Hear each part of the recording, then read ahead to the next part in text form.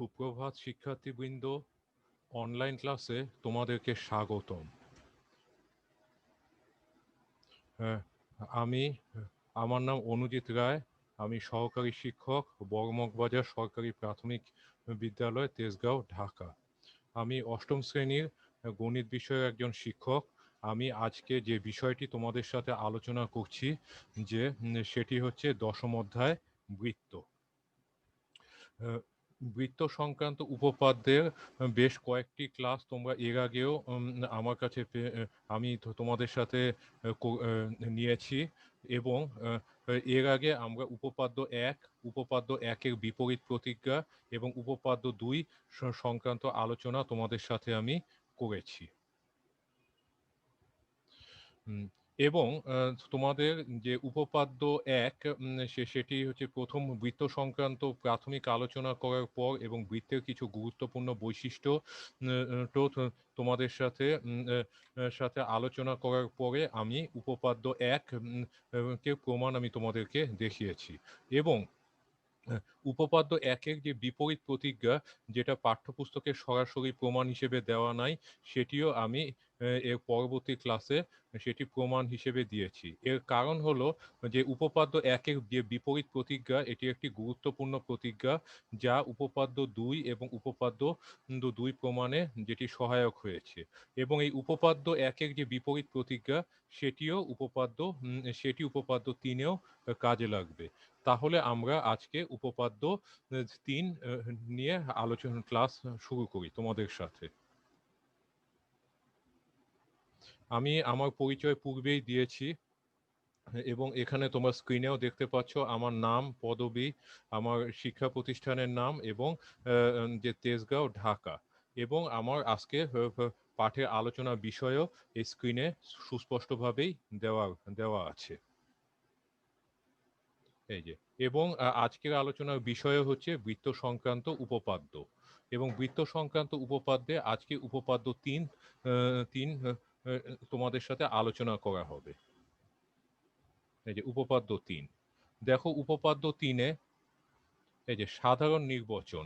আচ্ছা, উপপাদ্য 3 হচ্ছে উপপাদ্য 1-এর যেমন একটি বিপরীত প্রতিজ্ঞা আছে, উপপাদ্য 2-এরও একটি বিপরীত প্রতিজ্ঞা আছে, এবং উপপাদ্য 2-এর বিপরীত প্রতিজ্ঞাটি হচ্ছে এই উপপাদ্য 3। আচ্ছা, এখন দেখো যে সেটি সাধারণ নির্বাচনে কি লেখা আছে: বৃত্তের কেন্দ্র হতে সমদূরবর্তী সকল জ্যা পরস্পর সমান। এখন আমরা একটু উপপাদ্য 2-কে স্মরণ করি। উপপাদ্য 2-এ যেটা ছিল, যে সেটি হচ্ছে যে একই বৃত্তের যে সকল জ্যা হচ্ছে যে সমান, সেই জ্যাগুলো হচ্ছে বৃত্ত থেকে সমদূরবর্তী। আর অর্থাৎ আমরা উপপাদ্য 2-এ যা করেছি তা হলো যে কোনো একটা বৃত্ত এঁকে সমান দৈর্ঘ্যের দুটি জ্যা অঙ্কন করেছি, এবং জ্যা দুটো যে বৃত্তের ওই যে সংশ্লিষ্ট কেন্দ্র থেকে সমদূরবর্তী তা প্রমাণ করেছি। আর এখানে আমরা যা করব সেটি হচ্ছে উপপাদ্য 2-এর সম্পূর্ণ বিপরীত। এখানে আমরা যেটা করব, যে কোনো বৃত্তে কেন্দ্র থেকে সমদূরবর্তী দুটি জ্যা অঙ্কন করব এবং জ্যাদ্বয় যে সমান সেটি আমরা প্রমাণ করব। আচ্ছা, তাহলে আমরা পরবর্তী কার্যক্রমে চলে আসি। আচ্ছা, এখন এখানে দেখো যে বৃত্তের কেন্দ্র হতে সমদূরবর্তী সকল জ্যা পরস্পর সমান। তাহলে আমাদেরকে অবশ্যই যে খাতার মধ্যে একটি বিন্দুকে কেন্দ্র হিসেবে চিহ্নিত করতে হবে। এই যে একটি বিন্দু চিহ্নিত করলাম এবং সেই বিন্দুটিকে ও নামকরণ করলাম। এখন আমরা এই যে ও বিন্দুকে কেন্দ্র করে আমি এখন একটি বৃত্ত আঁকি। এই যে বৃত্তটি আঁকা হয়ে গিয়েছে। এখন আমাদের যা করতে হবে, যে ও কেন্দ্র থেকে এমন দুটো জ্যা আঁকতে হবে যেন জ্যা দুটো সমান হয়। তবে এক্ষেত্রে আমাদের অঙ্কন পদ্ধতি উপপাদ্য 2 হতে অবশ্যই ভিন্ন হবে, কারণ উপপাদ্য 2 আমি যা করেছি সে হচ্ছে যে বৃত্তের একটি জ্যা এঁকেছি, তারপর সমান মাপের ব্যাসার্ধ নিয়ে আমরা আরেকটি জ্যা অঙ্কন করেছি, কিন্তু এখানে সেটি করলে চলবে না। আমাদের প্রথমে আগে আমরা এই যে বৃত্তের উপর একটি বিন্দু চিহ্নিত করলাম এবং এ নাম দিলাম। এরপর বৃত্তের উপর আরেকটি অবস্থানে একটি বিন্দু চিহ্নিত করে সে বিন্দুর নাম দিলাম বি। এখন দেখো তোমরা ছবিতে এর সাথে বি আমরা সংযোজন করেছি, সংযোজন করে আমরা এ বি জ্যা পেয়েছি। এখন আমাদেরকে যে এখন এই যে ও কেন্দ্র থেকে এ বি এর যে দূরত্ব নির্দেশক রেখাংশ আমরা আঁকবো, তাহলে আমাদের এই যে ও কেন্দ্র, এই যে ও বিন্দু থেকে এ বি এর উপরে একটি লম্ব আঁকতে হবে। এটি আমরা কম্পাস দিয়েও আঁকতে পারি, চাঁদা দিয়েও আঁকতে পারি। এই যে ও বিন্দু থেকে আমরা এ বি এর উপর একটি লম্ব আঁকলাম। এখন দেখো এই লম্বটি এই এ বি কে এই যে এই বিন্দুটিতে ছেদ করেছে। এই ছেদ বিন্দুর একটি নাম দেই। এই যে ছেদ বিন্দুটির আমি নাম দিয়েছি ই। তাহলে এই যে ও বিন্দু থেকে যে এ বি জ্যার উপর আমি ও ই লম্ব এঁকেছি, এবং এই ও ই লম্বটি হচ্ছে ও কেন্দ্র থেকে এ বি জ্যা এর দূরত্ব বা লম্ব দূরত্ব। শিক্ষার্থী বৃন্দ, তোমরা আশা করি এইটুকু তোমরা বুঝতে পারছো। এখন আমি যে কাজটা করব সেটি হচ্ছে যে যে ও ই সমান মাপ নিয়ে আমি আরেকটি রেখা এই বৃত্তটির ভিতরে আরেকটি রেখাংশ আঁকবো এবং অবশ্যই ওই রেখাংশের প্রান্তবিন্দু ও হতে হবে। আচ্ছা, তাহলে আমি এটা কম্পাস দিয়েও এই যে আমরা যে সম্পাদ্য তো দেখিয়েছি, সম্পাদ্যে আমরা দিয়ে আমি এই যে অঙ্কন আমি দেখিয়েছি ব্যাসার্ধ কিভাবে আঁকে, একই মাপ একটা রেখাংশের সমান আরেকটি রেখাংশ। আমি কম্পাসের কাটা ও বিন্দুতে পেন্সিলের শিশির আগা ই বিন্দুতে নিয়ে ও বিন্দুকে কেন্দ্র করে একটি বৃত্তচাপ এঁকে ওই বৃত্তচাপটার উপর যে কোনো বিন্দুর সাথে আমি ও বিন্দুর সংযোজন ঘটাতে পারি। এটা একটা উপায় আছে। আর আরেকটা আছে যে স্কেল দিয়ে আমরা সেটি মাপ নিতে পারি। এরপর যে এরপর স্কেলের যে যে যে ইঞ্চি হোক বা সেন্টিমিটারে হোক মাপটা আমরা সেভাবে নিয়ে আমরা যে জিরো যে দাগটা সেটা ও বিন্দুর সাথে মিলিয়ে একই মাপ নিয়ে আমি আরেকটা রেখাংশ আঁকবো ঠিক এভাবে। এই যে দেখো ও ই সমান মাপ নিয়ে আমি ও কে প্রান্ত বিন্দু ধরে আমি একটা বৃত্তটির ভিতরে আমি আরেকটি রেখাংশ কিন্তু অঙ্কন করেছি। এখন এই যে এই যে এখন এইমাত্র যে রেখাংশটি অঙ্কন করছি তার একটা প্রান্ত হচ্ছে বৃত্তের কেন্দ্র ও, তাহলে আরেকটা প্রান্ত বিন্দু আমাকে অবশ্যই নাম দিতে হবে। এই যে এই প্রান্ত বিন্দুটির নাম দিয়েছি এফ। তাহলে এই ও ই রেখাংশে এই যে ও ইটা হচ্ছে ও কেন্দ্র থেকে এ বি জ্যা এর দূরত্ব। এখন এই ও ই সমান করে আমি ও এফ একটা রেখাংশ আমি এঁকেছি। আচ্ছা, এখন আমি যেটা করব, যেমন ও ই আর এ বি রেখাংশ কি অবশ্যই পরস্পরের উপরে লম্ব, তাহলে আমাকে এমন একটি জ্যা আঁকতে হবে যা ও এফ রেখাংশের উপরে লম্ব। তাহলে আমরা এ বিন্দুকে এফ বিন্দুতে আমি ও এফ এর উপরে একটি লম্ব আঁকি এবং লম্বটা যেন এই যে এই ও কেন্দ্র বিশিষ্ট বৃত্তের জ্যা হয়। এই যে আমরা এই যে ও এফ রেখাংশের এফ বিন্দুতে ও এফ রেখাংশের উপর একটা লম্ব এঁকেছি এবং এই লম্বটি দেখো যে বৃত্তের এই বিন্দুটিতে বৃত্তটিকে এই যে দুটি এই যে এই বিন্দু এবং এই বিন্দু দুটি বিন্দুতে ছেদ করেছে। এখন আমি এই দুটো ছেদ বিন্দুর নাম আমি দিই। এই যে এই ছেদ বিন্দুর নাম দিলাম সি, আর এই ছেদ বিন্দুর নাম আমি দিলাম ডি। তাহলে স্পষ্টই বোঝা যাচ্ছে যে সিডিটা হচ্ছে আরেকটি এই ও কেন্দ্র বিশিষ্টের এ বির ন্যায় আরেকটি জ্যা। আচ্ছা, এখন আমাদেরকে যে কাজটা করতে হবে, এখন এই যে তোমরা তাহলে অঙ্কনের সিস্টেমটা তোমরা বুঝে নিয়েছো।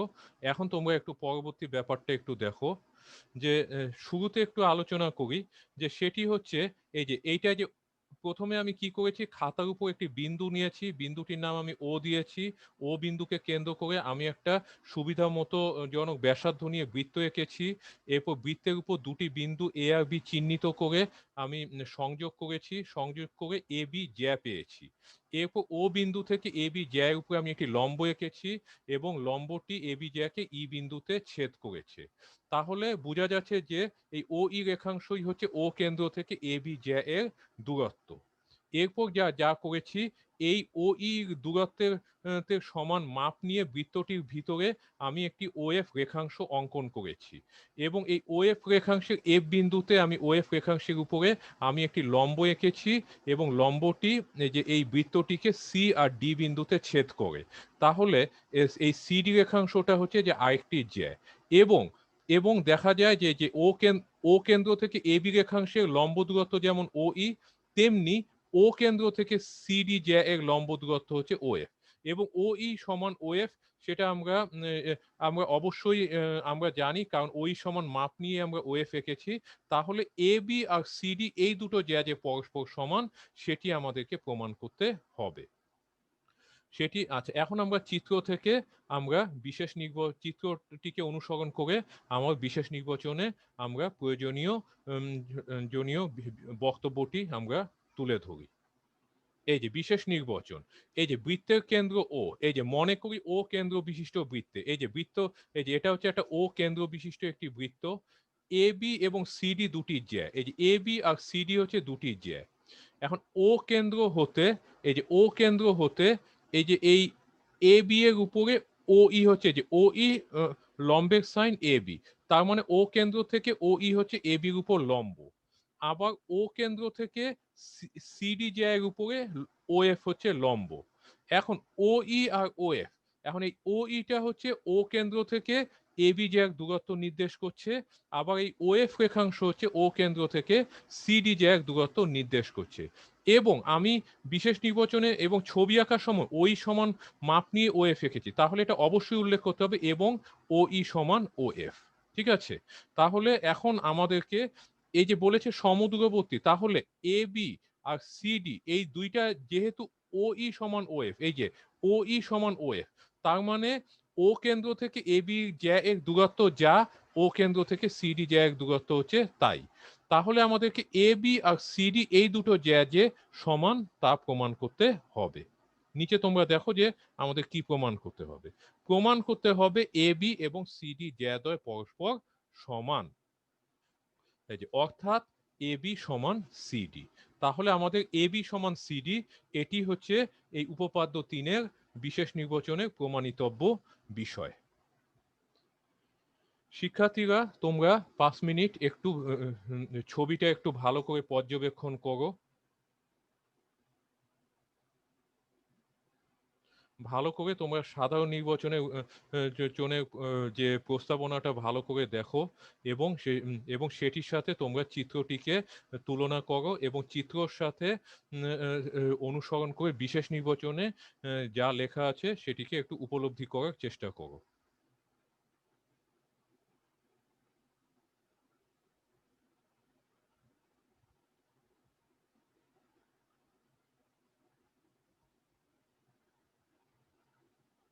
আশা করি তোমরা বিষয়বস্তুটি বুঝতে পেরেছো। তাহলে আমাদের মনে রাখতে হবে আমাদের এ বি সমান সিডি এটি প্রমাণ করতে হবে। এবং অন্যান্য ক্লাসের ন্যায় আমরা এই চিত্রটিকে আজকের ক্লাসেও পরবর্তী স্লাইডে উপস্থাপন করব। কারণ প্রমাণ করতে গেলে আমাদের প্রত্যেকটি ধাপেই এই চিত্রটিকে অবশ্যই দরকার। যদিও খাতায় তোমরা একবারই চিত্রটি অঙ্কন করবে বা অন্য পৃষ্ঠায় চলে গেলে পাশে ছোট করে, কিন্তু আমি তোমাদের সুবিধার জন্য প্রত্যেকটি পৃষ্ঠায় চিত্রটি প্রদর্শন করছি। আচ্ছা, তাহলে আমরা পরবর্তী ধাপে অগ্রসর হই। এই যে আমরা সেই ছবিটি আবার কিভাবে এঁকেছি দেখাচ্ছি। এই যে খাতার উপরে একটি বিন্দুকে ও নাম দিয়ে চিহ্নিত করেছি। এবার ও বিন্দুকে কেন্দ্র করে আমি একটি বৃত্ত অঙ্কন করেছি। বৃত্তটির উপর একটি বিন্দুর নাম দিয়েছি এ, আরেকটি বিন্দুর নাম দিয়েছি বি। এখন যেটি করেছি এ বি সংযোগ করে এ বি জ্যা পেয়েছি। এখন ও কেন্দ্র থেকে এ বি জ্যায়ের উপর একটি লম্ব এঁকেছি এবং লম্বের ছেদ বিন্দুকে ই নাম দিয়েছি। এখন আমি যা করেছি সেটি হচ্ছে যে এই ও ই সমান মাপ নিয়ে এই যে এই ও কেন্দ্র বিশিষ্ট বৃত্তে ও প্রান্ত বিন্দু বিশিষ্ট আমি আরেকটি রেখা, ও ই সমান মাপ নিয়ে ও প্রান্ত বিন্দু বিশিষ্ট আরেকটি রেখাংশ বৃত্তটির ভিতরে আঁকবো। এই যে ও ই সমান মাপ নিয়ে আমি এই যে আরেকটি রেখাংশ আঁকলাম এবং অবশ্যই রেখাংশটির প্রান্ত বিন্দু হচ্ছে ও এবং অপর প্রান্ত বিন্দু একটি নাম দেই এই যে এফ। এখন এই যে এখন এই যে এখানে যেমন এই যে এ বি বি আর ও ই পরস্পরের উপর লম্ব, তেমনি এখানে আমাকে এমন একটি রেখাংশ আঁকতে হবে যা ও এফ এর উপরে লম্ব এবং ওই রেখাংশটি যেন এই বৃত্তের জ্যা হয়। তাহলে আমরা এরকম একটি জ্যা অঙ্কন করি। এই যে ওএফ এর উপরে আমি এই যে এই লম্ব স্বরূপ আমি এই রেখাংশটি এঁকেছি। এই রেখাংশটি এই যে একটা প্রান্ত বিন্দু হচ্ছে যে তো বিন্দু হচ্ছে এই যে এই বৃত্তটিকে ছেদ করেছে, আরেকটা প্রান্ত বিন্দু বৃত্তটিকে ছেদ করেছে এবং এই দুটো ছেদ বিন্দুর নাম আমি দেই। একটি ছেদ বিন্দুর নাম সি, আরেকটি ছেদ বিন্দুর নাম ডি দেই। ঠিক আছে, এবং যা আমি ইতিমধ্যে সাধারণ নির্বাচনের পরপরই ঠিক এভাবেই অঙ্কন করেছি। এখন আমাদের যা করতে হবে যে সেটি হচ্ছে যে আমাদের আসলে যে এই যে এ বি আর সিডি এই দুটো যে পরস্পর সমান তা প্রমাণ করতে হবে। এখন এটি প্রমাণ করার জন্য আমরা একটু অঙ্কন আমাদেরকে করতে হবে, যা আমরা আগে করিনি। এখন দেখো আমরা অঙ্কনে কি লিখেছি দেখো, ও এ এবং ও সি যোগ করি, তাহলে আমি ও বিন্দুর সাথে এ যোগ করলাম, আবার ও বিন্দুর সাথে আমি সি যোগ করলাম। সেটি এখন আমি চিত্রে দেখাই। এই যে, তাহলে এই যে এই অতিরিক্ত অঙ্কন স্বরূপ আমি ওর সাথে এ কে সংযোজন করলাম, তারপর ওর সাথে আমি সি এর সংযোজন ঘটালাম। আচ্ছা, এবার তাহলে আমাদের সাধারণ নির্বাচন হলো, বিশেষ নির্বাচন হলো, অঙ্কন হলো। এবার হচ্ছে যে আমাদের যে যে মূল যে ধাপ আমরা শুরু করব সেটি হলো যে এই উপপাদ্য 3-এর প্রমাণ। আচ্ছা, এখন দেখো প্রমাণের শুরুতে আমরা একটি কথা কিন্তু লিখেছি যে আমরা জানি কোনো বৃত্তের কেন্দ্র হতে ব্যাস নয় এরূপ জ্যা এর উপর অঙ্কিত লম্ব ওই জ্যাকে সমদ্বিখণ্ডিত করে। আচ্ছা, এই উপপাদ্যটি আর কিছুই না, তোমাদেরকে আমি পূর্বেই আজকে আলোচনার শুরুতেই আমি বলেছিলাম যে উপপাদ্য 1-এর বিপরীত প্রতিজ্ঞার উপরে আমরা একটি অনলাইন ক্লাস কিন্তু নিয়েছি, এবং সেই প্রমাণটি আমরা কিন্তু দুইটি পদ্ধতিতে দেখিয়েছি, প্রত্যক্ষ এবং পরোক্ষভাবে। যারা এই অনলাইন ক্লাসটি দেখেছো তাদের অবশ্যই সেটা স্মরণে থাকবে, এবং সেটি পাঠ্য বইয়ের সরাসরি প্রমাণ না থাকা সত্ত্বেও আমার দেখানোর উদ্দেশ্যই হলো যে পরবর্তী উপপাদ্য যখন আমাদের ওই উপপাদ্য 1-এর বিপরীত প্রতিজ্ঞা কাজে লাগবে, তখন যাতে তোমাদের মধ্যে কোনো কনফিউশন সৃষ্টি না হয় বা কোনো প্রশ্ন যেন না জাগে। আচ্ছা, এখন এবং এই উপপাদ্য 1-এর বিপরীত প্রতিজ্ঞাকে কাজে লাগিয়ে আমরা কিন্তু ইতিমধ্যে উপপাদ্য 2 প্রমাণ করেছি, এবং এই উপপাদ্য 2-এর যে বিপরীত উপপাদ্যই হচ্ছে উপপাদ্য 3, এবং এখানেও এই উপপাদ্য 1-এর বিপরীত প্রতিজ্ঞাটি আমরা কাজে লাগাবো, এবং সেই প্রতিজ্ঞাটি লিখেছি কোনো বৃত্তের কেন্দ্র হতে ব্যাস নয় এরূপ জ্যা এর উপর অঙ্কিত লম্ব ওই জ্যাকে সমদ্বিখণ্ডিত করে। তাহলে আমরা দেখি সেটিকে কিভাবে কাজে লাগানো যায়। এখন তোমরা একটা বিষয় একটু খুব ভালো করে একটু দেখো যে বিশেষ নির্বাচন এবং চিত্র অনুযায়ী আমি দেখতে পাচ্ছি এই যে এই বৃত্তের কেন্দ্র ও হতে এ বি জ্যা এর উপরে আমরা একটা ও বি লম্ব অঙ্কন করেছি। তাহলে এবং এ বি অবশ্যই বৃত্তের ব্যাস না, কারণ বৃত্তের কেন্দ্র ও কিন্তু এ বি জ্যা এর উপর অবস্থিত নয়। তাহলে এ বি হচ্ছে যে ব্যাস নয় এরূপ একটি জ্যা যার উপর ও কেন্দ্র থেকে ও বিলম্ব আঁকা হয়েছে। আচ্ছা, এখন তোমরা এই যে উপপাদ্যের সাথে এই ছবিটি উপপাদ্যের প্রয়োগটা তোমরা এখন ছবিতে দেখতে পাবে। এখন হচ্ছে যে আমি কি বলেছি যে ও ই হচ্ছে এ বির উপরে লম্ব। আচ্ছা, এই যে যেহেতু বৃত্তের কেন্দ্র ও হতে ও ই লম্ব এ বি, তাহলে বৃত্তের যে কেন্দ্র সেটি হচ্ছে যে ও ই থেকে এ বির উপরে কিন্তু একটি লম্ব। তাহলে এই উপপাদ্য অনুযায়ী আমি বলতে পারি ও ই রেখাংশ এ বি জ্যাকে সমদ্বিখণ্ডিত করবে। তাহলে এখানে দেখো ও ই লম্ব এ বি, তাহলে কে লম্ব, এখানে ও ই লম্ব, তাহলে ও ই কে আমরা একটু হাইলাইট করি। এই যে ও ই কে আমি লাল দাগ দিয়ে হাইলাইট করেছি। আবার ও ই লম্বটা কি, ও ই রেখাংশ হচ্ছে এ বি জ্যা এর উপরে লম্ব, তাহলে আমি এ বি জ্যাটিকে আমি হাইলাইট করি। এই যে এ বি জ্যাকে আমি গোলাপি রং দিয়ে হাইলাইট করেছি। তাহলে তোমরা বুঝতে পারছো উপপাদ্য 1-এর বিপরীত প্রতিক্রিয়া প্রয়োগটা কিন্তু উপপাদ্য 2-এ যেমন হয়েছে তেমনি উপপাদ্য 3-এও আমরা সে প্রয়োগটা ঘটাচ্ছি। তাহলে এখন ও ই যদি এ বি রেখাংশকে সমদ্বিখণ্ডিত করে, তার মানে হচ্ছে যে উম, যে সমদ্বিখণ্ডিত মানে কি, সমান দুটি খণ্ডে। তাহলে এই এ বি যে জ্যাটা সেটা হচ্ছে এ ই এবং বিই দুটি সমান রেখাংশে বিভক্ত হয়েছে। তাহলে ও ই এ বি কে ই বিন্দুতে সমদ্বিখণ্ডিত করেছে। তার মানে এ ই আর বিই এ দুটো অবশ্যই নিঃসন্দেহে সমান হবে। আচ্ছা, এখন এ ই সমান তাহলে বিই হবে। এই যে অর্থাৎ এই সমান বিই। এখন এই আর বিই এই দুটো রেখাংশের সমন্বয়ে যেহেতু এবি রেখাংশ গঠিত হয়েছে এবং এই দুটো অংশ যেহেতু সমান, তাহলে তারা প্রত্যেকেই অবশ্যই এবি অর্ধেক হবে।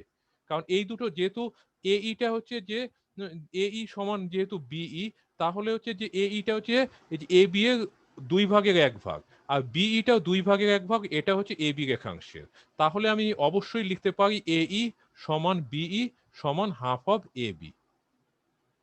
এই যে এই সমান বিই, এটা বোঝানোর জন্য আমি এই রেখাংশের উপরে একটি আর্ক সাইন দিয়ে আমি চিহ্নিত করেছি। ঠিক একই আর্ক সাইন আমি বিই উপরেও দিচ্ছি। এই যে তাহলে ছবিতে এই আর্ক সাইন দুটো দিয়ে এই সমান যে বিই, তাই আমি বোঝাচ্ছি। তাহলে এই সমান বিই হচ্ছে হাফ অফ এবি। ঠিক আছে, তাহলে কিছুক্ষণ তোমরা একটু দেখো এই প্রমাণের প্রথম ধাপটি, এবং তোমরা প্রয়োজনে জনে যে এই যে এই সমান বিই সমান হাফ অফ এবি, এটি তোমরা খাতায় নোট ডাউন করে রাখো। কারণ এটিকেও আমরা এবার পরবর্তী এই প্রমাণের পরবর্তী ধাপে আমরা সেটিকে কাজে লাগাবো। হ্যাঁ, তাহলে আশা করি শিক্ষার্থীরা তোমরা এই ধাপটি বুঝতে পেরেছো। এবার আমরা পরবর্তী ধাপে অগ্রসর হব। আচ্ছা, এবার তোমরা এবার একটা বিষয় একটু দেখো। এই যে এই ও এফ, এই যে ও ই যেমন এ বির উপরে লম্ব, ও এফটাও কিন্তু সিডির উপর ঠিক একইভাবে কিন্তু লম্ব। এখন যেহেতু ও এফ লম্ব সিডির উপরে, ঠিক ও ইর মতো করে আমি ও এফ কেও হাইলাইট করেছি। আবার ও ই যেমন এ বি জ্যার উপর লম্ব বলে আমি এ বি জ্যাকে গোলাপি রং দিয়ে হাইলাইট করেছি। ঠিক তেমনি ও এফ রেখাংশ সিডি জ্যার উপর লম্ব বলে সিডি কেও এখন আমরা গোলাপি রং দিয়ে হাইলাইট করি। তাহলে এবার আমরা এই ছবি দেখে ব্যাপারটা এবার আলোচনা করি। যে ও ই যেমন এ বির উপর ও ই রেখাংশ যেমন এ বি জ্যার উপর লম্ব হয়েছে, তেমনি তাহলে তেমনি ও কেন্দ্র থেকে ও এফ রেখাংশ সিডি জ্যার উপরে লম্ব হয়েছে। এবং এই যে প্রমাণের শুরুতেই আমি যে উপপাদ্য একের বিপরীত প্রতিজ্ঞা নির্দেশকারী যে উপপাদ্যটি আমি লিখেছি, সেটির আলোকে আমি বলতে পারি যে ও এফ রেখাংশ তাহলে সিডি জ্যাকে একইভাবে সমদ্বিখণ্ডিত করবে। আচ্ছা, এখন ওএফ যেহেতু এফ বিন্দুতে সিডি জ্যাকে সমদ্বিখণ্ডিত করছে, তাহলে নিঃসন্দেহে এই যে সিএফ আর ডিএফ অবশ্যই সমান হবে। আর সিএফ আর ডিএফ যেহেতু সমান, তাহলে আমরা অবশ্যই তাদেরকে আমরা হাইলাইট বিশেষ চিহ্ন দিয়ে চিহ্নিত করতে পারি। এই যে একইভাবে দেখানো যায় সিএফ সমান ডিএফ। এখন এই যে এই আর বিই সমান, যেহেতু এই সমান বি, এদেরকে সেম আর্ক সাইন দিয়ে চিহ্নিত করেছি। ঠিক তেমনি সিএফ আর ডিএফ যেহেতু সমান, এদেরকেও একই রকম স্পেশাল সাইন দিয়ে আমি তাদেরকে চিহ্নিত করি। এই যে সিএফ কে একটা টিক মার্ক দিয়েছি, ডিএফ এর উপরও আমি আরেকটি টিক মার্ক দিয়েছি। তার মানে সিএফ সমান, এই টিক মার্ক দিয়ে বুঝাচ্ছি সিএফ সমান ডিএফ। এবং সিএফ আর ডিএফ মিলেই যেহেতু সিডি রেখাংশ গঠিত এবং এরা যেহেতু পরস্পর সমান, তাহলে সিএফ সমান ডিএফ সমান অবশ্যই হাফ অফ সিডি হবে। আচ্ছা, তাহলে এইটুকু শিক্ষার্থী, আশা করি শিক্ষার্থীরা তোমরা সেটি উপলব্ধি করতে পারছো।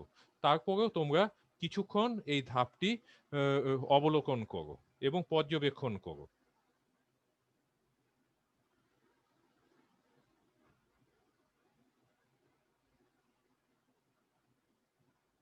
আমি আরেকবার তোমাদের সাথে রিডিসকাশন করছি। আমি প্রথমেই লিখেছি বৃত্তের কেন্দ্র হতে ব্যাস নয়, তাহলে এখানে বৃত্তের কেন্দ্র কোনটা? ও। ব্যাস নয় এরূপ জ্যা, এখানে ব্যাস নয় এরূপ একটা জ্যা আছে হচ্ছে এ বি। আগে একটা জ্যা নিয়ে করি, এ বি হচ্ছে ব্যাস নয় এরূপ একটি জ্যা, এর উপর অঙ্কিত লম্ব। তাহলে ও কেন্দ্র থেকে এ বি জ্যার উপর অঙ্কিত লম্বটা কি? ও ই।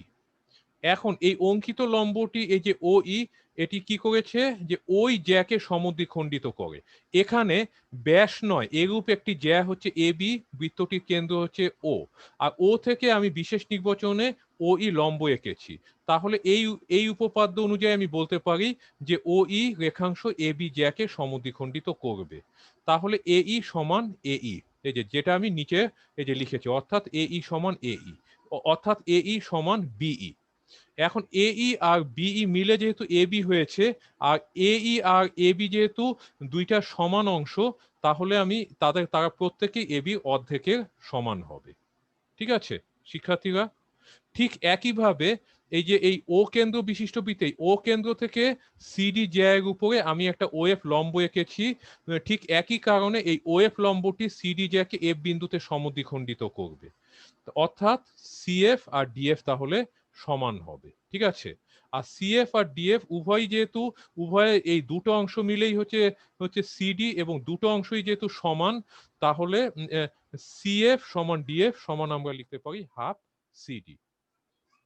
আশা করি যে এইটুকু তোমাদের বুঝতে অসুবিধা হওয়ার কথা না। এবার পরবর্তী ধাপে আমরা অগ্রসর হই এবং যথারীতি পরবর্তী স্লাইডেও আমরা একই চিত্রটি অঙ্কন করি। তাহলে অঙ্কনের সিস্টেমটা তোমরা ইতিমধ্যে বুঝে গিয়েছো।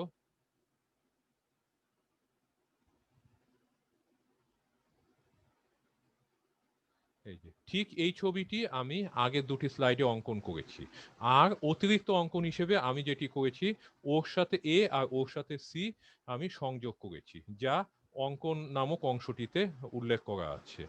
এই যে ওর সাথে এ সংযোগ করেছি, ওর সাথে সি সংযোগ করেছি।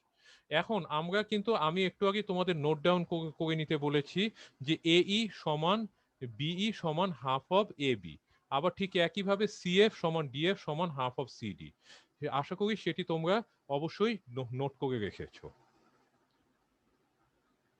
এখন দেখো এই যে ওএফ কে আমি গাঢ় নীল দিয়ে হাইলাইট করেছি, এই যে এ বি কে আমি আবার হাইলাইট করেছি। আচ্ছা, এখন কেন হাইলাইট করেছি সেটি একটু বলি। এখানে এই কারণে হাইলাইট করেছি যে ও ই হচ্ছে এ বির উপরে লম্ব। যেহেতু ও ইটা লম্ব, এই জন্য লম্ব, এই জন্য ও ই কে নীল রং দিয়ে হাইলাইট করেছি। আর এ বিটা যেহেতু সংশ্লিষ্ট জ্যা, তাহলে জ্যাটিকে গোলাপি রং দিয়ে, সরি মেরুন রং দিয়ে আমি হাইলাইট করেছি।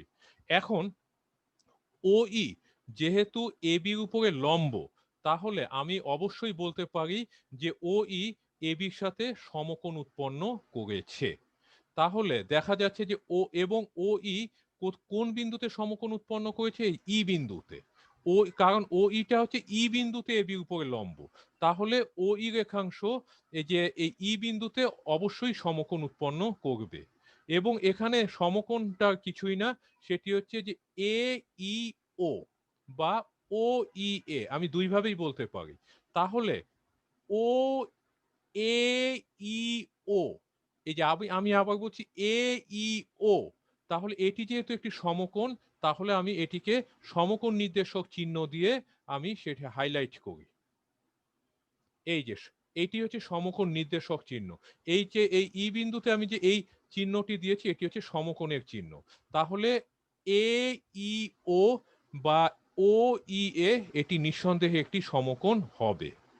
আচ্ছা, এখন ও এ ই ও, এই কোণটি যদি একটি সমকোণ হয়, তাহলে এ ই ও, এই যে এ ই ও, এই যে এই ত্রিভুজটি তাহলে একটি সমকোণী ত্রিভুজ হবে। কারণ এ ই ও যে সমকোণটি হচ্ছে এ ই ও ত্রিভুজের একটি সমকোণ, আর যে ত্রিভুজের একটি কোণ সমকোণ তাকে সমকোণী ত্রিভুজ বলে। তাহলে আমি পরিষ্কার বুঝতে পারছি এ ই ও, এই যে এ ই ও, এই যে আমি পয়েন্টারটা দিয়ে আমি বারবার দেখাচ্ছি, এটি একটি সমকোণী ত্রিভুজ। আচ্ছা, এখন আমরা সমকোণী ত্রিভুজ নিয়ে যখন আমরা আলোচনা করছিলাম, বিশেষ করে তোমরা যখন সপ্তম শ্রেণীতে পড়েছিলে, তখন কিন্তু সমকোণী ত্রিভুজের সংক্রান্ত একটি বিষয়ে আলোচনা করেছি, সেটি হচ্ছে অতিভুজ। অতিভুজ কি তোমরা সপ্তম শ্রেণীতে পড়েছো, তারপরেও তোমাদেরকে আমি আবার সেই সংজ্ঞাটি মনে করিয়ে দিচ্ছি যে কোনো একটি সমকোণী ত্রিভুজে যে কোনটি সমকোণ, এখানে অবশ্যই প্রথম কথা ত্রিভুজটি সমকোণী ত্রিভুজ হতে হবে, অন্য কোনো ত্রিভুজ হলে হবে না। আর দ্বিতীয় কথা, সমকোণী ত্রিভুজ হওয়ার পর আমাদেরকে সমকোণটিকে চিহ্নিত করতে হবে। এরপর এখন ওই যে কোণটিকে সমকোণ হিসেবে আমি চিহ্নিত করব, সেই সমকোণের বিপরীত বাহুটিকেই ওই ত্রিভুজের অতিভুজ বলা হয়। তাহলে আমরা সেই অতিভুজের সংজ্ঞা অনুযায়ী আমরা দেখি যে এ AEO কোণটি সমকোণ হওয়ার কারণে AEOটা একটি সমকোণী ত্রিভুজ। আর AEO সমকোণী ত্রিভুজে এই যে AEO এই যে ই বিন্দুতেই কিন্তু সমকোণটি উৎপন্ন হয়েছে। তাহলে এই যে এই ই বিন্দুতে যেই কোণটি যে সমকোণ উৎপন্ন হয়েছে তার নাম হচ্ছে AEO এবং এই AEO কোণের এই বিপরীত বাহুই হচ্ছে OA। তাহলে কি তোমরা বুঝতে পারছো যে AEO ত্রিভুজের অতিভুজ কোনটি? হ্যাঁ, AEO সংজ্ঞা অনুযায়ী তাহলে AEO সমকোণী ত্রিভুজের অতিভুজ হচ্ছে OA। ঠিক আছে? এই যে আমি এখানে দেখো যে আমি একটু আগে তোমাদের ছবি থেকে যা বুঝালাম সেটি নিচে লেখা আছে।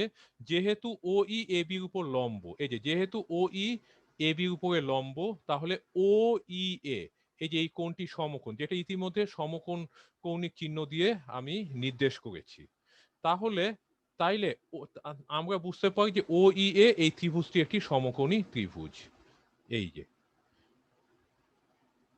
তাহলে আমি দেখতে পাচ্ছি OEA এটি একটি সমকোণী ত্রিভুজ এবং আমি এটিকে এই যেভাবে টিক চিহ্ন দেওয়ার কারণ হচ্ছে ও এটা হচ্ছে এই ত্রিভুজের একটি অতিভুজ। ঠিক আছে? আচ্ছা, তাহলে হ্যাঁ, তাহলে তোমরা একটু কিছুক্ষণ ব্যাপারটি একটু বুঝে নাও। আশা করি তোমরা বুঝতে পেরেছো। এখন আমরা এবার এই ত্রিভুজটা এখন আমরা এবার আরেকটি বিষয় পর্যালোচনা করি। OE যেমন AB এর উপরে লম্ব, ঠিক একই কারণে OF ও হচ্ছে CD এর উপরে লম্ব। এই যে OF যেহেতু লম্ব, এই যে OE এর মতো আমি OF রেখাংশকেও নীল রং দিয়ে হাইলাইট করেছি এবং OE এবং AB জ্যাটি OE এর উপর লম্ব হওয়ার কারণে আমি AB জ্যাকে মেরুন রং দিয়ে হাইলাইট করেছি। ঠিক একই কারণে CD জ্যাটা যেহেতু OF এর উপর লম্ব, তাহলে CD জ্যাকেও আমি ঠিক একইভাবে মেরুন রং দিয়ে হাইলাইট করি। এই যে হাইলাইট করেছি। তাহলে আমি ঠিক একইভাবে আমি কি বুঝতে পারছি? বুঝতে পারছি যে ও এফ সি, এই যে দেখো আবার সবাই ভালো করে দেখো, ও এফ সি এই কোণটি অবশ্যই এক সমকোণ হবে। ঠিক আছে? এই যে এই যে আমি OFC কে সমকোণ দিয়ে চিহ্নিত করলাম। এখন OFC এটি যেহেতু একটি সমকোণী ত্রিভুজ সমকোণ, তাহলে OFC যে ত্রিভুজটি হবে সেটি অবশ্যই একটি সমকোণী ত্রিভুজ হবে। কেননা OFC কোণটা হচ্ছে OFC কোণটা একটা সমকোণ এবং এটা OFC ত্রিভুজের একটা কোণ। যেহেতু OFC ত্রিভুজের একটা কোণ আমি সমকোণ পাচ্ছি, তাহলে OFC ত্রিভুজটি নিঃসন্দেহে একটি সমকোণী ত্রিভুজ হবে। ঠিক আছে? এখন আমরা ঠিক অতিভুজের ধারণা অনুযায়ী আমি কি বলছি যে সমকোণের বিপরীত বাহুকে অতিভুজ বলে। এখানে এই ত্রিভুজটা সমকোণ কোনটা? OFC। আর OFC সমকোণী ত্রিভুজের বিপরীত বাহু দেখো, এই যে আমি পয়েন্টারটা দিয়ে দেখাচ্ছি, এই যে OC। তাহলে এই যে OCটাই হচ্ছে, OFC হচ্ছে একটা সমকোণী ত্রিভুজ যার অতিভুজ হচ্ছে OC। তাহলে OC যেহেতু অতিভুজ, তাহলে সেটিকেও আমি ঠিক একই রকম আরেকটি টিক মার্ক দিয়ে চিহ্নিত করলাম। ঠিক আছে? তাহলে আমি এই দুটো ত্রিভুজ পর্যালোচনা করে আমি OA এবং OC দুটি অতিভুজ কিন্তু আমি পেয়ে গিয়েছি। তাহলে আমি তাহলে যেহেতু এই ত্রিভুজের ক্ষেত্রে যেমন আমি লিখেছি OEA একটা সমকোণী ত্রিভুজ যার অতিভুজ OA, ঠিক একই কারণে, কারণটি আমি মুখে বলেছি এই জন্য জন্য জন্য আমি এটা নতুন করে লেখাটা নিষ্প্রয়োজন। সেজন্য লিখেছি একই কারণে OFC একটি সমকোণী ত্রিভুজ যার অতিভুজ হচ্ছে OC। ঠিক আছে? তাহলে এখন একটা বিষয় একটু খুব ভালো করে একটু দেখো যে OA হচ্ছে হচ্ছে যে OEA সমকোণী ত্রিভুজের অতিভুজ। আবার OC হচ্ছে রেখাংশটি হচ্ছে OFC সমকোণী ত্রিভুজের অতিভুজ।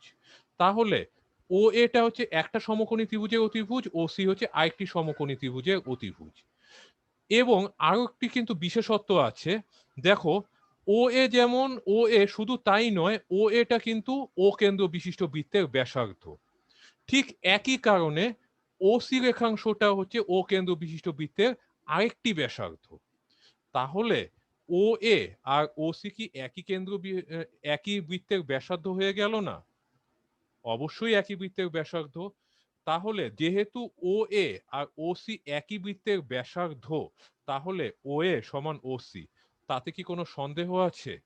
কারণ আমি বৃত্ত সংক্রান্ত আলোচনার দ্বিতীয় ক্লাসে বৃত্তের একটি গুরুত্বপূর্ণ বৈশিষ্ট্য কিন্তু দেখিয়েছি, যে একই বৃত্তের যে কোনো দুটি ব্যাসার্ধ পরস্পর সমান।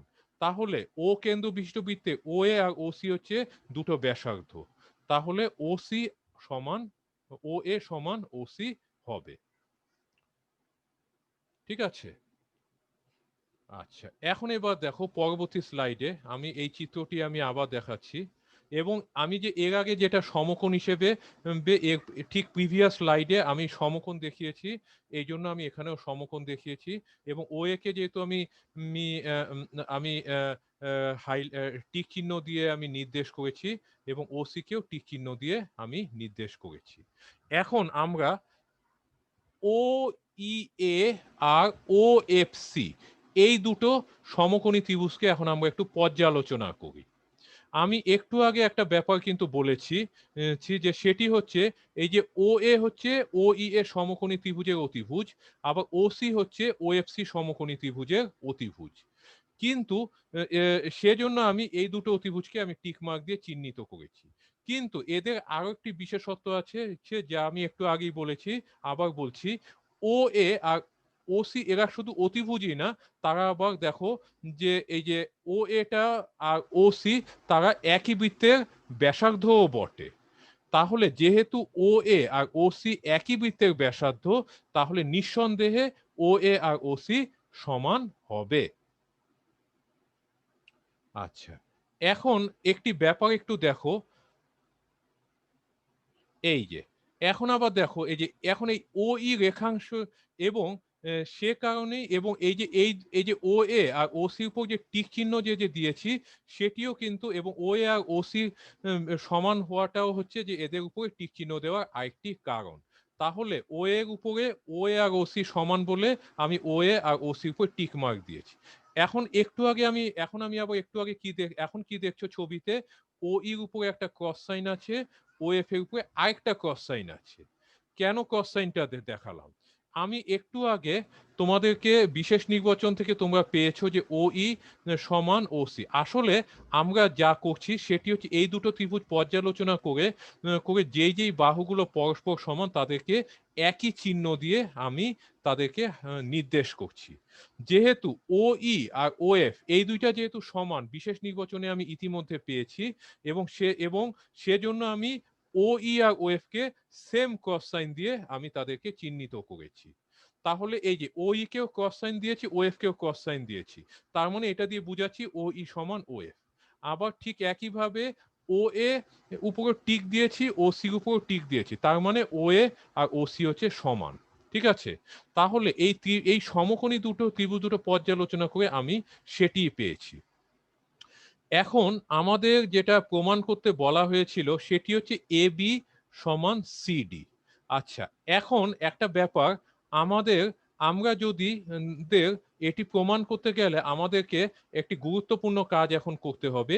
সেটি হচ্ছে যে এ ও ই এ আর ও এফ সি এই দুটো ত্রিভুজকে সর্বসম প্রমাণ করা। আচ্ছা, এখন সর্বসম প্রমাণ করলে আমরা আমরা দু একটা ধাপ পরে এ বি সমান সিডি প্রমাণ করতে পারবো।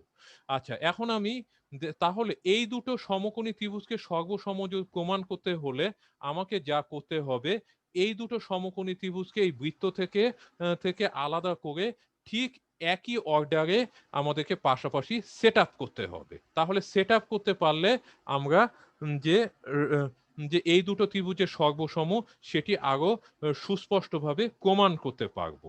তাহলে আমরা সে কাজটি করি। প্রথমে দেখো, প্রথম ত্রিভুজটিকে আমি ও ও ই এ হিসেবে আমি চিন্তা করি। তাহলে এই ও ই এ যে একটা সমকোণী ত্রিভুজ, এটিকে ছবির বা এই যে বৃত্তের বাইরে একটা নতুন অবস্থানে সেট আপ করি। এই যে ঠিক এভাবে কিন্তু আমি সেট আপটা করলাম। আচ্ছা, এখন এই ও ই এর সমকোণী ত্রিভুজের যে নতুন অবস্থান এটা পেয়েছো, এখন আমরা এবার নতুন অবস্থানের ত্রিভুজটিকে দেখি। এবং আমি ইতিমধ্যে আমি একটা ব্যাপার কিন্তু নিঃসন্দেহ হয়েছে যে এ ই ও একটি সমকোণী ত্রিভুজ পাওয়া গিয়েছে।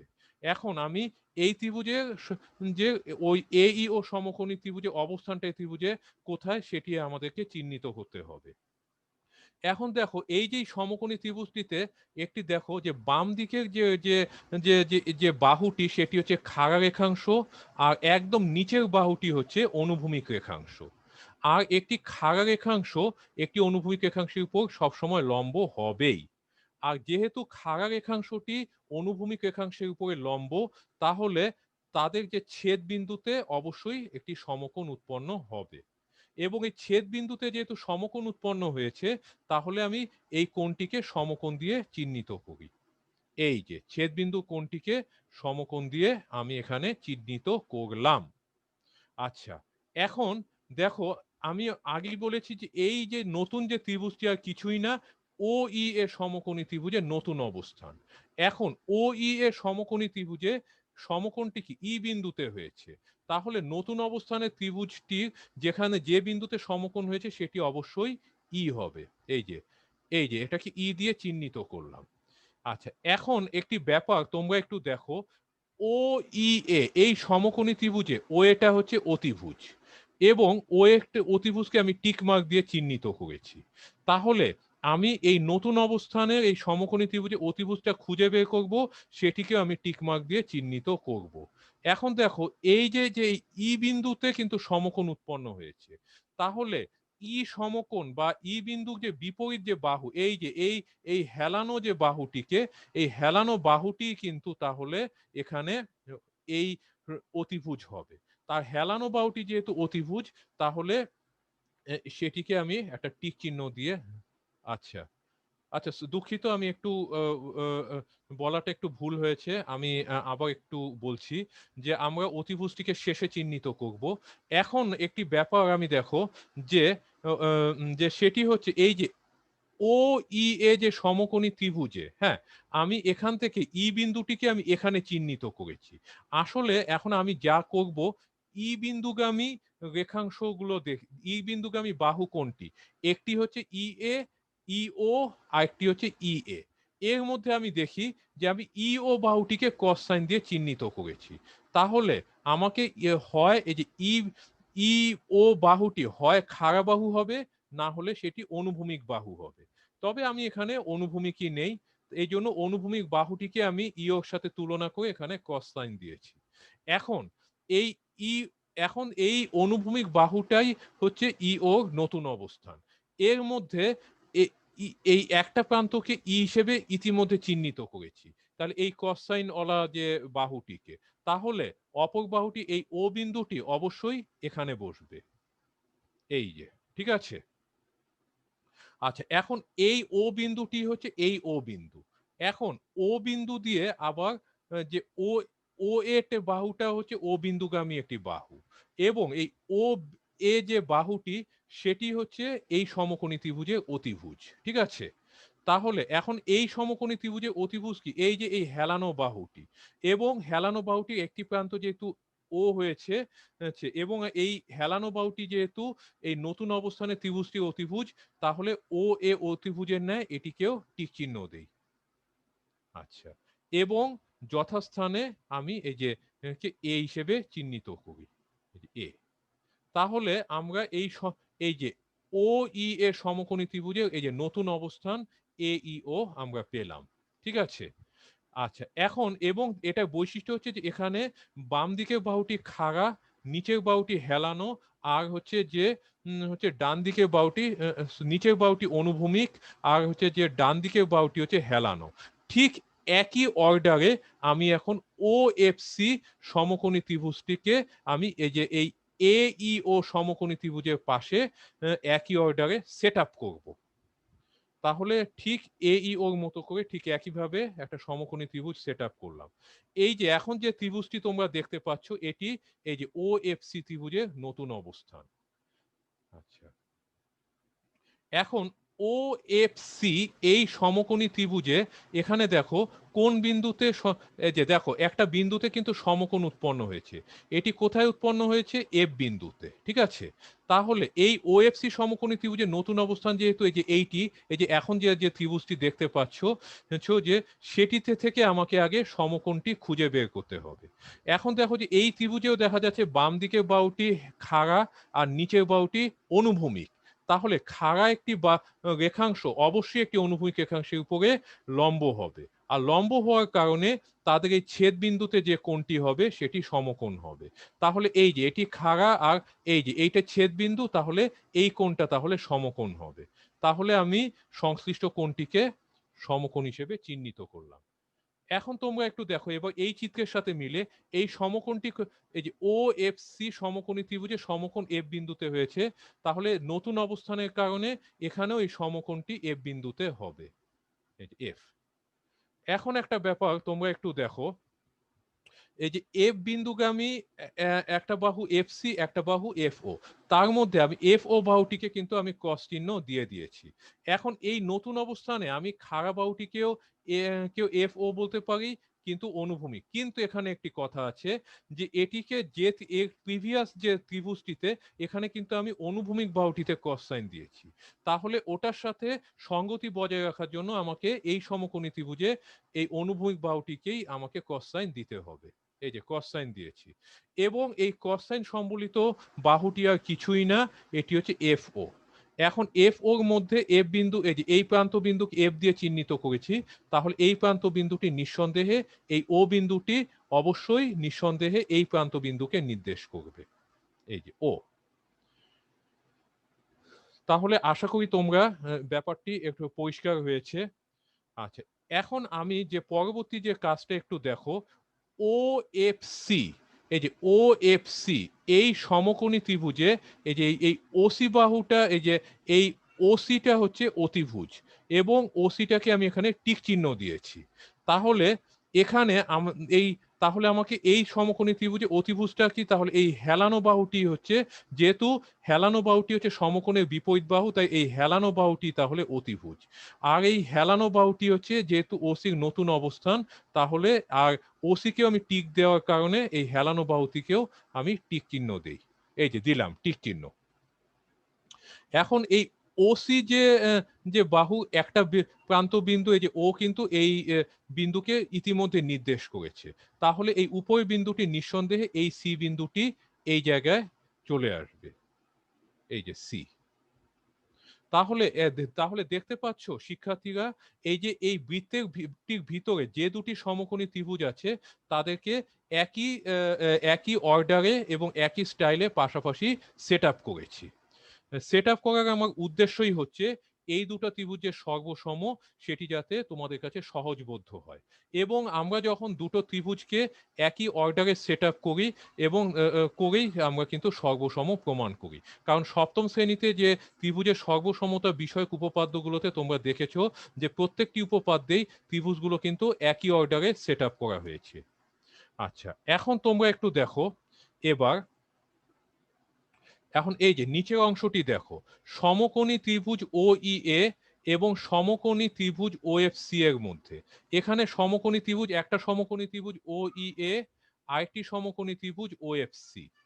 এখন দেখো, আমি ইতিমধ্যে আমরা প্রমাণ করেছি যে ও ই এর সমকোণী ত্রিভুজের অতিভুজ ও এ, আবার ও এফ সি ত্রিভুজের সমকোণী, ও এফ সি ত্রিভুজের অতিভুজ হচ্ছে ও সি।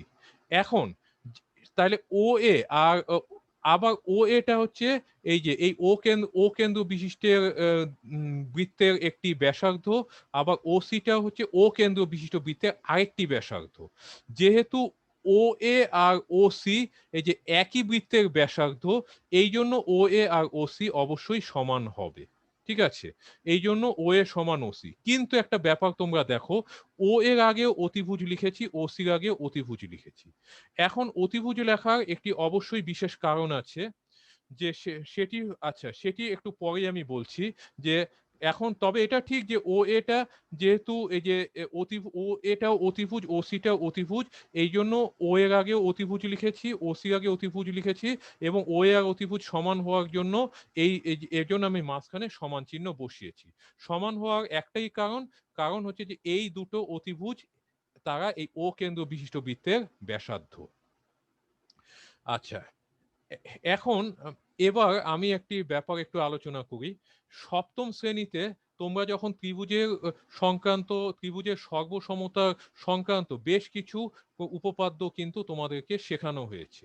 তার মধ্যে সমকোণী ত্রিভুজ সংক্রান্ত একটি উপপাদ্য তো কিন্তু সবার শেষে শেখানো হয়েছে, এবং এটি খুব গুরুত্বপূর্ণ এবং বিভিন্ন উপপাদ্য বা বিভিন্ন কিছু প্রমাণের জন্য সেটি কিন্তু লাগে। আচ্ছা, এখন আমি উপপাদ্যটি আমি একটু পুনরালোচনা করি। সেটি হচ্ছে যে একটি সমকোণী ত্রিভুজের অতিভুজ এবং অপর বাহু, আমি আবার বলছি, একটি সমকোণী ত্রিভুজের অতিভুজ এবং অপর বাহু যথাক্রমে অপর একটি সমকোণী ত্রিভুজের অতিভুজ ও অনুরূপ বাহু যদি সমান হয়, তাহলে ত্রিভুজদ্বয় সর্বসম। এখন এখন আমরা একটু দেখি। আমরা ইতিমধ্যে দেখেছি ও ই এ সমকোণী ত্রিভুজের অতিভুজ ও এ, আবার ও এফ সি সমকোণী ত্রিভুজের অতিভুজ হচ্ছে ও সি। এখন ও এ আর ও সি, এই যে ও এ আর ও সি, এই দুটো এরা অতিভুজ হলেও এরা আবার একই বৃত্তের ব্যাসার্ধ, এবং একই বৃত্তের ব্যাসার্ধ হওয়ার জন্য জন্য ও এ সমান ও সি হবে। কিন্তু আমি সমকোণী ত্রিভুজের ক্ষেত্রে কিন্তু একটা কথা কিন্তু বলেছি, যে এখানে প্রথমেই আমাকে দেখতে হবে অতিভুজ দুইটা সমান কিনা। আর সমান হলে হলে অতিভুজ নির্দেশক বাহু দুটির উভয়ের আগেই কিন্তু আমাকে অতিভুজ কথাটি লিখতে হবে। এজন্য আমি কিন্তু দেখো শুধু ও এ সমান ওসি লিখিনি, এবং ওই সমকোণী ত্রিভুজের সর্বসমতার শর্ত পালন করার জন্যই আমি ও এর আগে অতিভুজ কথাটা লিখেছি, ও সির আগে অতিভুজ কথাটা লিখেছি। এজন্য এটি অবশ্যই শুধু ও এ সমান ও সি লিখলে কিন্তু অবশ্যই হবে না। আমাকে অবশ্যই যে দুটো যে বাহুগুলো একই অর্ডারে সমান হয়েছে তাদের মধ্যে অন্তত তাদের মধ্যে এক জোড়া বাহু অবশ্যই অতিভুজ হতে হবে। তাহলে এখানে ও এ, এই যে হেলানো বাহু আর হেলানো বাহু সমান হয়েছে, এই হেলানো বা এই সমান দুইটা বাহু যেহেতু অতিভুজ, এই জন্য আমি ও এর আগে অতিভুজ লিখেছি, ও সির আগেও অতিভুজ লিখেছি। যখনই আমরা দুটো সমকোণী ত্রিভুজ সংক্রান্ত উপপাদ্য কোন প্রমাণ করতে যাব, আমরা অবশ্যই সেখানে আমরা দেখব যে অতিভুজ নির্দেশক বাহু দুটো সমান কিনা। আর সেটি যদি হয়, অবশ্যই বাহু দুটোর মাঝখানে সমান চিহ্ন দিলেই হবে না, আমাদেরকে প্রত্যেকটা বাহু আগে অতিভুজ কথাটাই লিখতে হবে। ঠিক এই কারণে আমি ও এ আর ও সি দুটির আগে অতিভুজ লিখেছি, এবং তারা সমান হওয়ার কারণটিও অবশ্যই তোমাদেরকে উল্লেখ করতে হবে, তারা হচ্ছে একই বৃত্তের ব্যাসার্ধ। ঠিক আছে, তাহলে তোমরা এইটুকু, এই যে এই লাইনটুকু তোমরা বুঝতে পেরেছো। এইবার দেখো হেলানো বাহু সমান হয়েছে। এবার দেখো এই যে এই ও ই এ সমকোণী ত্রিভুজের অনুভূমিক বাহু হচ্ছে ও ই, আর ও এফ সি সমকোণী ত্রিভুজের অনুভূমিক বাহু হচ্ছে ও এফ, এবং বিশেষ নির্বাচনেই দেওয়া আছে যে এই যে ও ই সমান ও, তার মানে হেলানো বাহু হেলানো অতিভুজের সমান হয়েছে, আবার অনুভূমিক বাহু সমান হয়েছে। তাহলে আমরা অবশ্যই বুঝতে পারছি যে এই দুটো ত্রিভুজ হচ্ছে সর্বসম হবে, ওই সমকোণী ত্রিভুজের সর্বসমতার শর্ত অনুযায়ী। তাহলে যেহেতু এই দুটো ত্রিভুজ সর্বসম হয়েছে, তাদের মাঝখানে আমি সর্বসমতার চিহ্নকে নিয়ে আসি। এই যে দেখো, তার মানে এই চিহ্নটি হচ্ছে সর্বসমতার চিহ্ন। তাহলে এই চিহ্ন দিয়ে বোঝা হচ্ছে যে যে ত্রিভুজ ও ই এ হচ্ছে যে, এবং ত্রিভুজ ও এফ সি, এই দুটো ত্রিভুজ হচ্ছে সর্বসম। ঠিক আছে, তাহলে আমরা চিত্র থেকে আমরা এটি দেখতে পাচ্ছ যে এই দুটো ত্রিভুজ সর্বসম হয়েছে। তাহলে আমি যেহেতু চিত্র থেকে আমি প্রমাণ করতে পেরেছি, তাহলে সেটি আমি এখন নিচে লিখছি।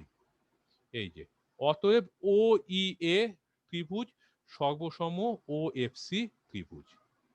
ঠিক আছে, তাহলে এখন আমরা এবার যেহেতু ত্রিভুজ দুটো সর্বসম প্রমাণ করেছি, তাহলে এই ত্রিভুজ দুটোকে এই যে ও ই এ কে আমি যদি ওএফসি এর উপরে যদি যদি স্থাপন করি, তাহলে ঠিক মতো যদি স্থাপন করি, তাহলে দেখা যাবে যে এই দুটো ত্রিভুজ অবশ্যই খাপে খাপে মিলে যাবে। আর খাপে খাপে মিলে গেলে ও ই এফ ওর সাথে পুরোপুরি মিলে যাবে, ও এ ও সির সাথে মিলে যাবে। আর যেহেতু ত্রিভুজ দুইটা সর্বসম, তাহলে দেখো ও ই সমান ও এফ হয়েছে, আবার ও এ সমান ও সি হয়েছে। তাহলে এখন কোন দুটো বাহু বাকি আছে? দেখো এ ই আর সি এফ। তাহলে অবশ্যই এ ই আর সি এফ সমান হবে, ঠিক আছে। আর এ ই আর সি এফ যেহেতু সমান হবে, তাদেরকে আরেক ধরনের বিশেষ চিহ্ন দিয়ে চিহ্নিত করছি। এই যে এ ই কেও একটা কোনাকুনি একটা দাগ দিয়ে চিহ্নিত করেছি, সিএফ কেও একই রকম কোনাকুনি আরেকটি দাগ দিয়ে চিহ্নিত করলাম। এই চিহ্ন দিয়ে আমি এখন বুঝাচ্ছি এ ই সমান সিএফ। এই যে সুতরাং এ ই সমান সিএফ, ঠিক আছে। খুব মজার না বিষয়টি? আচ্ছা, এরপরে তোমরা একটু দেখো, একটু আগে তোমরা কিন্তু খাতায় কিন্তু নোট ডাউন করে রেখেছিলে যে এ ই সমান বিই সমান হাফ অফ এ বি। তাহলে আবার ঠিক একইভাবে সিএফ সমান ডিএফ সমান হাফ অফ সিডি।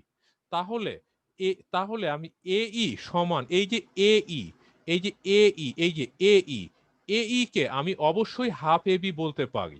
আবার ঠিক একইভাবে এই যে এইটাই এই আবার সমান কি হাফ এ বি। তাহলে এই যে এই কে আমি নিঃসন্দেহে হাফ এ বি, যেটা আমি মানে প্রমাণের এই প্রমাণের প্রথম ধাপেই আমি যেটি দেখিয়েছি, যুক্তিসঙ্গতভাবে উপস্থাপন করেছি। আবার ঠিক একইভাবে আমি সেটিও দেখিয়েছি যে সিএফটা হচ্ছে এই যে হাফ অফ সিডি। তাহলে এইটা হচ্ছে এই, তাহলে এই কে আমি হাফ অফ এ বি বলতে পারি।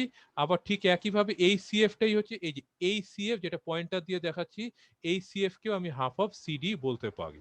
তাহলে এই জায়গায় আমি যেটা লিখতে পারি, তাহলে এই যে এই জায়গায় আমি লিখেছি হাফ অফ এ বি, সমানের জায়গায় সমান, সিএফ এর জায়গায় হাফ অফ সিডি, ঠিক আছে। তাহলে একটা ব্যাপার দেখো, হাফ অফ এ বি সমান হাফ অফ সিডি। এখন তোমরা যখন বীজগণিত পড়তে তোমাদেরকে বর্জন বিধি বা গুণের বর্জন বিধি কিন্তু শেখানো হয়েছে। এখন এখানে দেখো এ বির সাথে হাফ গুণ হয়েছে, এখানেও সিডির সাথে হাফ গুণ হয়েছে।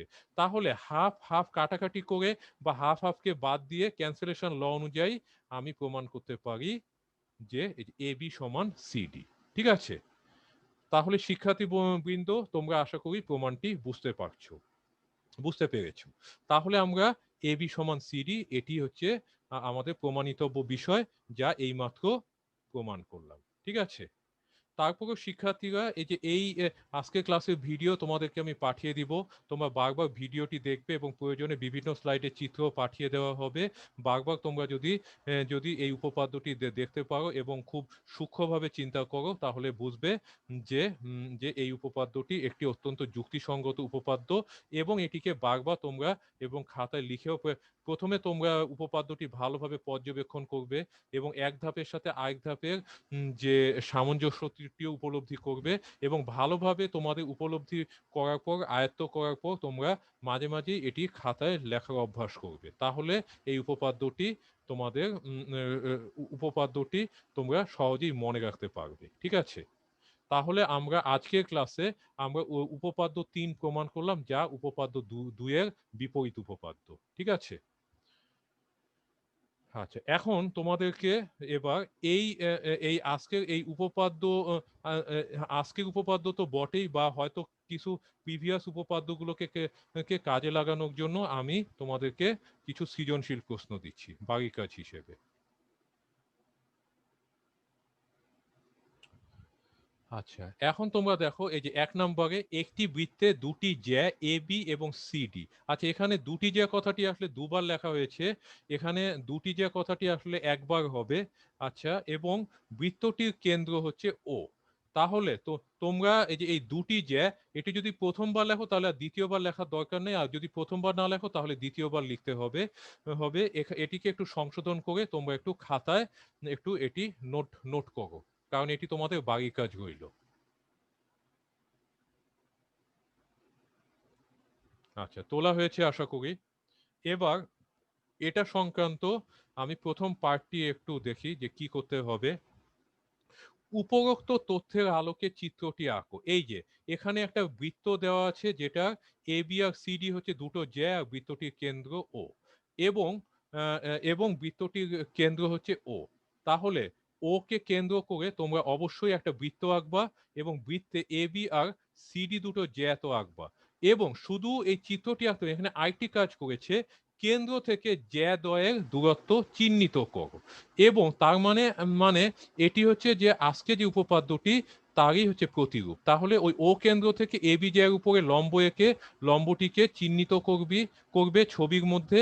ঠিক একইভাবে ও কেন্দ্র থেকে সিডি জ্যার উপরে তোমরা লম্ব আঁকবে, এবং তোমরা ক নাম্বারে যখন উত্তর দেবে তোমরা ছবির মধ্যে তো এটি করবেই, এবং ছবির নিচে তোমরা অবশ্যই এবং ও কেন্দ্র থেকে এ বি জ্যার উপর কোনটি লম্ব সেটি অবশ্যই চিত্রের নিচে কলম দিয়ে লিখবে, এবং ও কেন্দ্র থেকে সিডি জ্যার উপর যা লম্ব সেটিও তোমরা কলম দিয়ে পূর্ণ বাক্যে লিখবে। ঠিক আছে, এটি তোমাদেরকে একটু বলে দিলাম। তাহলে ক নাম্বারটা তোমরা বুঝতে পেরেছো এবং তুলেও নিয়েছো। এবার খ নাম্বারটাতে দেখো, উল্লেখিত জ্যা দ্বয়ের মধ্যবিন্দু সমূহ চিহ্নিত করো। তাহলে তোমরা খ নাম্বার যখন উত্তর দিবে, তোমরা ওই চিত্রটি তোমরা কিন্তু আবার কিন্তু অঙ্কন করবে। ঠিক আছে, অঙ্কন করে এবার একটু আরো কাজ করতে হবে, ওই জ্যা দুটোর তোমরা মধ্যবিন্দু অবশ্যই চিহ্নিত করবে। তাহলে মধ্যবিন্দু চিহ্নিত করাটা প্রথমে কম্পাস দিয়েও করা যায়, আর আরেকটি ব্যাপার আছে যে তোমরা জ্যা দুটোর দৈর্ঘ্য মাপবে, মেপে দেখবে যে কত সেন্টিমিটার, সেটাকে 2 দিয়ে ভাগ করে দেখবে যে কত সেন্টিমিটার, যত সেন্টিমিটার হয় সেই সেন্টিমিটার বরাবরই তোমরা যে বিন্দু মধ্যবিন্দু চিহ্নিত করবে। আচ্ছা, এবং চিহ্নিত বিন্দুদ্বয় জ্যাদ্বয়ের মধ্যবিন্দু কেন হবে সেটি ব্যাখ্যা করবে। ঠিক আছে, তাহলে এখন এই যে তোমরা যে আচ্ছা এখন তোমরা যে জ্যা দুটোর মধ্যবিন্দু কেন হবে সেটিও তোমরা ব্যাখ্যা করবে। ঠিক আছে,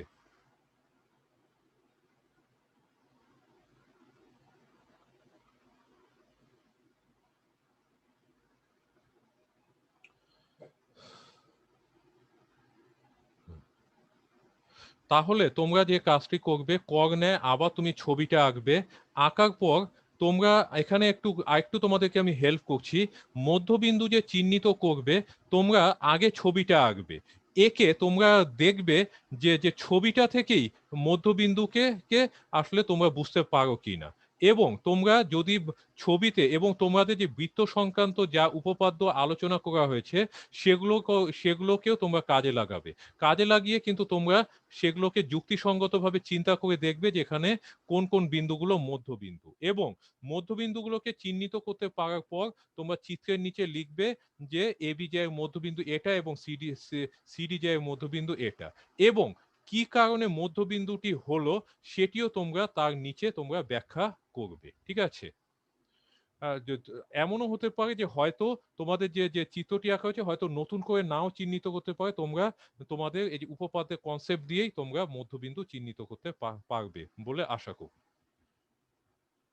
এবার গ নাম্বার, যদি ও বিন্দু থেকে এ বি এবং সিডি যায় দূরত্ব সমান হয় তবে প্রমাণ করো এ বি সমান সিডি। তাহলে এরপর তোমরা যেটি করবে, গতেও চিত্রটা আঁকবে, এবং এবার যেভাবে আঁকবে যে ওই যে যে ওই যে দুটো দূরত্ব তোমরা এঁকেছিলে, এবার সমান মাপ নিয়ে দূরত্ব একে তোমরা করবে, যা আজকের ক্লাসে করেছি। আসলে এটি আর কিছুই না, এটি হচ্ছে যে আজকে যে উপপাদ্য 3 আলোচনা করেছি সেটিকেই আমি তিনটা সৃজনশীল প্রশ্ন আকারে দিয়েছি, এবং তিনটা স্টেপে আমি সেটাকে সমাধান করতে বলেছি। ঠিক আছে, এবং এগুলোকে তিনটা পার্টে দেওয়ার কারণ হলো, ক নাম্বার পার্ট দিয়ে খটা করবে আর খ পার্ট দিয়ে তোমরা গটা করবে। তাহলে তোমাদেরকে দেখে আর বাড়তিভাবে চিন্তা করতে হবে না। একটা অংশের সাহায্য নিয়ে যখন আরেকটা অংশকে প্রমাণ করবে, সহজেই তোমরা প্রমাণ করতে পারবে। ঠিক আছে, তাহলে 1 নাম্বারটি তোমরা অবশ্যই করবে। এরপর আমি আরেকটি সৃজনশীল প্রশ্ন তোমাদেরকে দিচ্ছি। এই যে এখন তোমাদের দেখো 2 নাম্বারে দেখো, এখানে আমি আগেই একটি চিত্র কিন্তু অঙ্কন করেছি। ঠিক আছে, এখন দেখো চিত্রটি একটু ভালো করে দেখো। চিত্রটিতে যে একটা ফোঁটা দিয়েছি, ফোঁটার পাশে ও, নিঃসন্দেহে এই যে ও বিন্দুটি হচ্ছে বৃত্তের কেন্দ্র, এবং ওকে কেন্দ্র করে আমি একটি বৃত্ত এঁকেছি, এবং A B R C D দুটো জ্যা এঁকেছি। আবার দেখো জ্যা দুটো পরস্পরকে ই বিন্দুতে ছেদ করেছে। ঠিক আছে। আচ্ছা, এখন তোমরা এটি অনুযায়ী তোমাদের কাছে নিশ্চয় কম্পাস, জ্যামিতি ক্লাস করছো, তোমাদের কাছে নিশ্চয় কম্পাস আছে, কম্পাস দিয়ে তোমরা এই ছবিটা আঁকো। এরপরেও তো তোমাদেরকে আমি নিচে তথ্যটি আমি দিচ্ছি। এই যে উপরের চিত্রে ও কেন্দ্র, যে এই এই তথ্য অনুযায়ী তোমরা আগে এই ছবিটা একটু খাতায় আঁকো।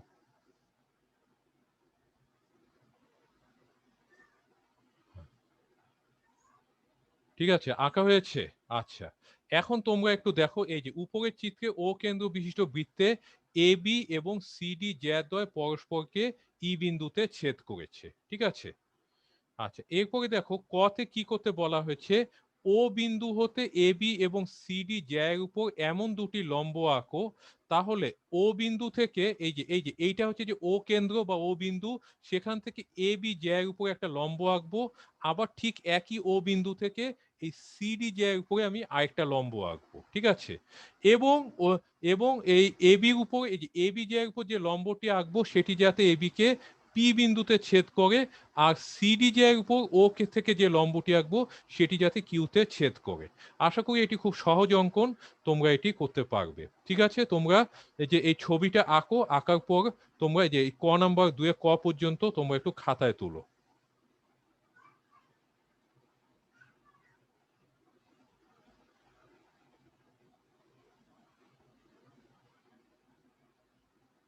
আচ্ছা, খাতায় তোলা হয়েছে আশা করি। এখন তোমরা একটু দেখো যে খতে কি করতে বলা হয়েছে, যদি ওপি সমান ও কিউ হয় তবে দেখাও যে ওপিই সর্বসম ও কিউ ই হবে। ঠিক আছে।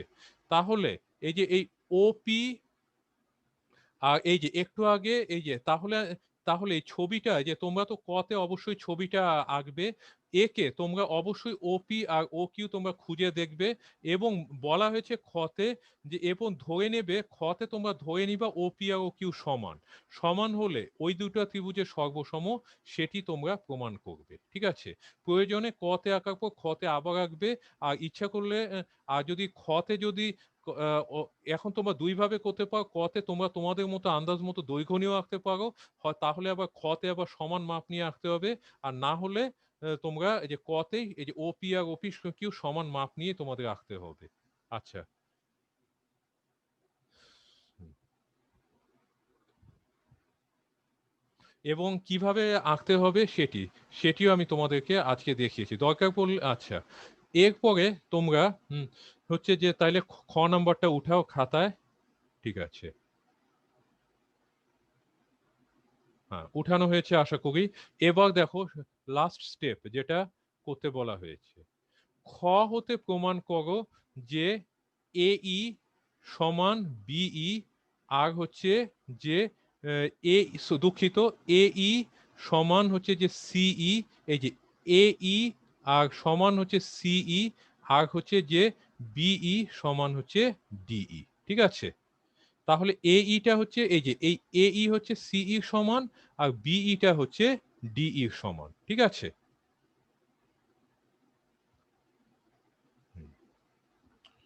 তাহলে এই এই দুটো সৃজনশীল প্রশ্ন খুব চিন্তা ভাবনা করে করবে, আগে উপপাদ্যগুলো ভালোভাবে ভালোভাবে এগুলোকে একটু তোমরা দেখবে, দেখার পর তোমরা এই দুটো প্রমাণ করবে, এবং প্রমাণ করার পর তোমরা এই বাড়ির কাজগুলো আমার যে মেসেঞ্জারে তোমরা ছবি তুলে পাঠিয়ে দিবে। ঠিক আছে।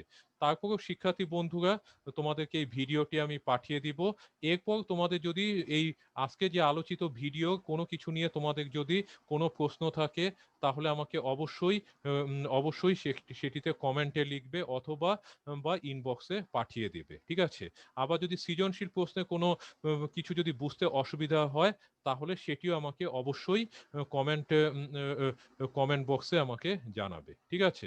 তাহলে শিক্ষার্থী বৃন্দ, এই করোনা পরিস্থিতির মধ্যেও তোমরা যে স্বাস্থ্যবিধি যথাযথভাবে পালন করে পড়াশোনা চালিয়ে যাচ্ছ বলে আশা করি, এবং এই যে অষ্টম শ্রেণীর এই গণিত বিষয়ক কার্যক্রমে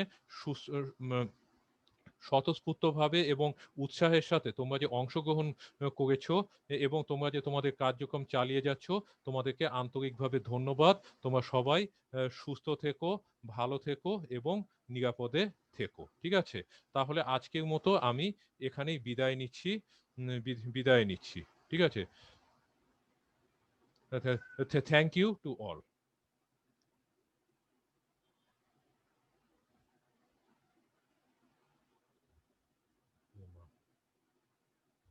বাল, এটা কিছুই হয় নাই।